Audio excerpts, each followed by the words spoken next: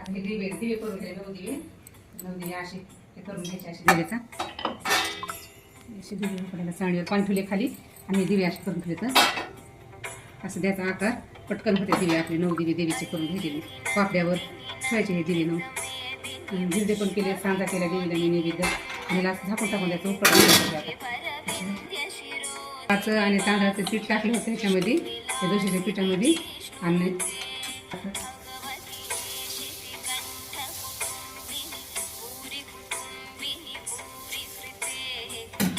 भिड व्हायला तोपर्यंत इकडे मी भिड व्हायला तोपर्यंत मी ते देवीचं सगळं त्या दिवशी केलेले होते सात शिंगार सगळा देवीचा ते येणी फरी सगळं केलं ना ते काढून त्याच्यात हळदी कुंकू टाकलेली ह्याच्यामध्ये त्यात हळदी हाय टाकलेली आणि कुंकू टाकले देवीचं ह्याच्यामध्ये आणि हे देवी हाय आपली असं भिड करून घेतले मी नैवेद्याला आता मी शिकरण पापड्या भात वरण ते सगळं काढून घेतले आणि सांगा असं करून घेतलं ज्वारीचं दळून चांगलं बारीक ज्वारी दळून असं मस्त आणि